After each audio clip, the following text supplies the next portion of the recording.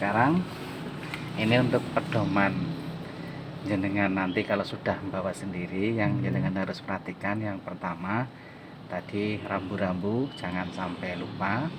Yang kedua perawatan fisik kendaraan. Nah sekarang jenengan matikan mesin dulu. Nah, matikan, on kontak, di on, diputar ke kanan lagi. Nah jangan di starter.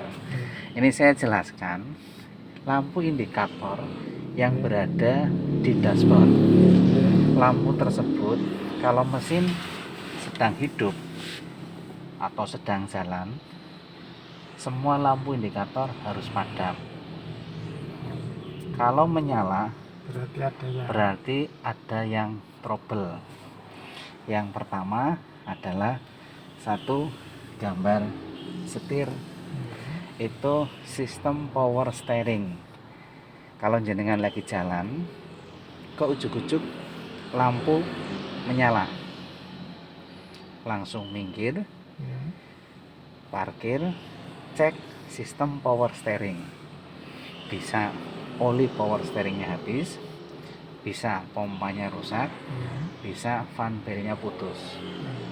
Kalau jenengan jalan terus, setirnya lebih berat karena power steering tidak bekerja. Terus yang kedua, lampu dengan gambar mesin warna kuning, itu lampu cek engine atau kontrol mesin.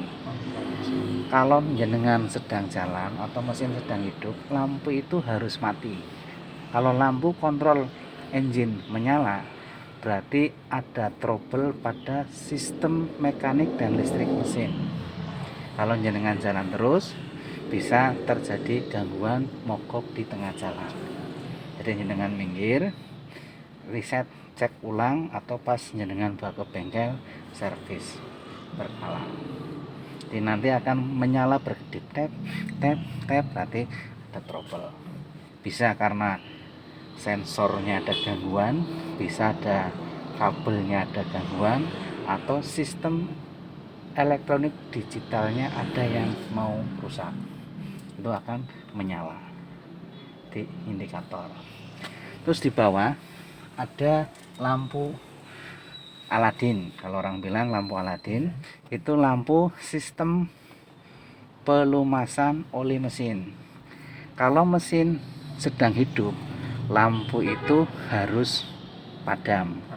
Kalau lampu kontrol oli menyala dalam keadaan mesin hidup, berarti sistem pelumasan tidak bekerja.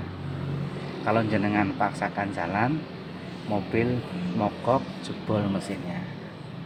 Jadi begitu nyala, jenengan langsung minggir, cek satu, oli mesinnya, tarik sticknya, kok olinya masih ada, bisa filternya tersumbat, atau yang ketiga bisa pompanya yang rusak. Jadi kalau lampu Aladin kontrol oli itu menyala, jenengan langsung minggir, berhenti, cek sistem dan jalur pelumasan. Terus di sebelahnya gambar aki, itu sistem pengisian aki atau istilahnya dinamo ampere. Kalau jenengan lagi jalan kok lampu aki menyala, berarti sistem pengisian mati. Kalau jenengan jalan terus, tekor mogok di tengah jalan karena akinya tidak ada yang isi. Minggir, cek sistem pengisian, bisa kiproknya, kalau orang Jawa bilang kiprok atau regulator, atau kemungkinan ada gulungan atau full booster atau jalur-jalur kabelnya. Jadi kalau aki menyala berarti jaringan sistem pengisian ada trouble. Terus lampu P, ini lampu parkir. Kalau jenengan jalan, pastikan lampu itu harus mati. Kalau lampunya masih menyala, berarti handrem belum terlepas sempurna. Kalau jenengan jalan terus, kanvas remnya menggesek, bisa panas, lengket, bannya macet, tidak bisa berputar. Nah sekarang di off kan lagi Pak, off, on lagi. Ini ada yang mau langsung mati, gambar gelombang, bendera gelombang. Itu sistem temperatur mesin. Kalau temperatur mesin kok normal atau dalam keadaan dingin, begitu di on lampunya harus mati. Kalau lagi jalan kok lampu menyala, berarti temperaturnya naik atau istilahnya overheating, terlalu panas. Ini bisa disebabkan apa? Air radiator kurang, habis, kipas pendinginnya mati, atau fan belnya kendor atau putus. Kalau nyala, jenengan langsung minggir cek sistem pendinginan air radiator. Kalau jenengan lagi jalan kok temperaturnya menyala, terlalu tinggi panasnya, berhenti kok ternyata airnya berkurang. Dalam keadaan darurat, jenengan bisa isi air mineral. Tapi kalau sudah masuk ke bengkel servis, nanti isi atau ngejok pakai water coolant, air khusus radiator yang warnanya ada yang merah, ada yang hijau. Ya. Terus di off lagi, di on kan lagi. Ada yang mau mati, tulisan ABS. Tek, ABS anti-lock brake system. Itu sistem pengereman. Kalau lampu itu menyala dalam keadaan mesin hidup, jenengan lagi jalan, berarti sistem pengereman ada trouble. Bisa kanvasnya tipis, bisa sistem hidrolisnya ada gangguan, bisa karena kekurangan minyak rem juga. Jadi intinya kalau di starter, coba jenengan starter, semua lampu di situ harus dalam keadaan mati. Kalau ada yang masih nyala, satu menyala, yaitu hand rem, berarti hand remnya belum dilepas. Terus yang terakhir adalah bensin. Nah, ini yang kadang orang menyepelekan. Biasakan tangki bensin dalam keadaan full tank, apalagi kendaraannya masih baru. Kenapa? Karena kalau kosong, tangki yang besar isinya itu udara, dan udara ini di ruangan yang tertutup akan menjadikan proses alam itu kondensasi, penguapan, ngembun, sehingga ada air di dalam tangki bensin. Kalau air itu kesedot oleh pompa masuk ke dalam mesin cepat rusak, seher, jebol, bisa nyeken. Jadi yang pertama, ada air di dalam tangki, ini akan merusak mesin. Itu karena kelalaian kita membiasakan tangki bensin kosong. Yang kedua, gampang masuk angin. Jalur bahan bakar yang tangkinya jauh dari mesin itu ada jalurnya. Kalau sampai kosong masuk angin, tekanannya itu enggak ada aliran yang lancar, tapi terputus dengan gelembung-gelembung udara. Akibatnya mobil bisa berbet, bahkan bisa mogok di tengah jalan. Jadi ngembun, masuk angin. Yang ketiga, gampang berkarat.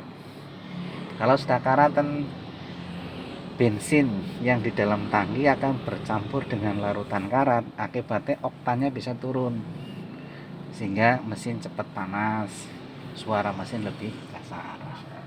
Itu sudah karatan yang ketiga. Yang keempat, kalau sudah karatan, gampang terjadi korosi, keropos, sehingga las-lasan sambungan tangki kalau rembes sedikit, bau bensin tidak mau hilang. Kalau jenengan mobilnya kok di starter pas jalan kok mau bensin mau hilang, berarti itu ciri-ciri ada kebocoran. Jenengan harus cek penyebabnya dan langsung diperbaiki. Bisa dari tangki yang keropos, bisa dari selang yang bocor, atau mungkin klem-klemannya kendor. Bahayanya kalau dibiarkan, kalau ada konsleting atau percikan api bisa mudah terbakar. Terus yang kelima, rotak atau pompa injektor itu letaknya di dalam tangki, Pak. Kalau jenengan terbiasa tangkinya kosong, rotaknya berputar, tapi tidak ada pendingin zat cair dari bahan bakar, cepat panas, rotaknya cepat mati, pompa injeksinya gampang mati. Ibarat apa? Pompa aerator pada akuarium itu sistem kerjanya terendam oleh air, Pak. Kalau airnya kosong, suaranya kasar. Tapi begitu diisi penuh, suaranya halus. Itu sistem kerjanya sama. Di rotak pompa injeksi baik motor atau mobil letaknya di dalam tangki. Jadi perawatan yang kadang disepelekan adalah membiasakan tangki dalam keadaan kosong. Itu salah. Jadi jenengan biasakan isi full tank. Tapi ngisi full tank jangan sampai tumpah, Pak. Cukup sampai jarum posisi F, nggak usah sampai penuh.